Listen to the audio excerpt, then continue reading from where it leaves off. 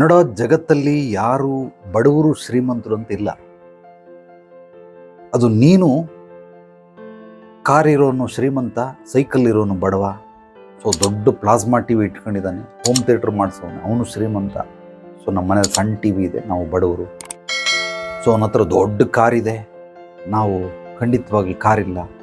ಅವನು ಬ್ರ್ಯಾಂಡೆಡ್ ಬಟ್ಟೆಗಳನ್ನು ಹಾಕ್ತಾನೆ, ನಾವು ಯಾವುದು ಫುಟ್ಪಾತ್ ಬಟ್ಟೆಗಳನ್ನು ಹಾಕ್ತೀವಿ. ನಾನು ಬಡವ.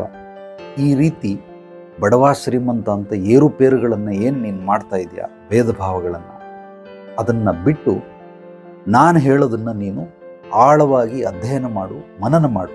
ಖಂಡಿತವಾಗ್ಲೂ ನಿನಗೆ ಆ ಬಡವ ಶ್ರೀಮಂತರ ವ್ಯತ್ಯಾಸ ಗೊತ್ತಾಗುತ್ತೆ. ಇಲ್ಲಿ ಬಡವ ಶ್ರೀಮಂತರು ಅಂತಿಲ್ಲ, ಬಡವನ ಆಲೋಚನೆ ಶ್ರೀಮಂತನ ಆಲೋಚನೆ ಅನ್ನೋದಿದೆ. ಇದು ಸತ್ಯ. ಅವರ ಆಲೋಚನೆಗಳೇ ಬೇರೆ, ಬಡವರ ಆಲೋಚನೆಗಳೇ ಬೇರೆ.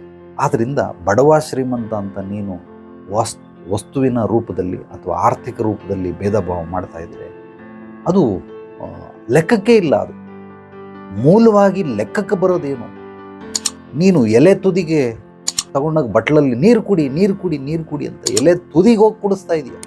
ಎಲೆ ತುದಿಗೆ ಕುಡಿಸೋದಕ್ಕಾಗೋದಿಲ್ಲ ಕಣೋ, ಬೇರಿಗೆ ನೀರು ಹಾಕಬೇಕು. ಆಗ ಇಡೀ ಮರಕ್ಕೆ ನೀರೆಲ್ಲ ಸರಬರಾಜು ಆಗುತ್ತೆ. ಬೇರಿನ ಮೂಲಕ ಬೇರು ಸ್ಟ್ರಾ ಥರ ಅಂತ ಕೆಲಸ ಮಾಡುತ್ತದೆ. ಆದ್ದರಿಂದ ಎಲೆಗೂ ಹೋಗುತ್ತೆ, ರಂಬೆ ಕೊಂಬೆಗೆ, ಹೂವಕ್ಕೆ, ಹಣ್ಣಿಗೆ, ಎಲ್ಲದಕ್ಕೂ ಹೋಗುತ್ತೆ. ಅದು ಬಿಟ್ಬಿಟ್ಟು ಎಲೆಗೆ ತೊಗೊಂಡೋಗಿ ಕುಡಿಸಿದ್ರೆ ಏನು ಪ್ರಯೋಜನ?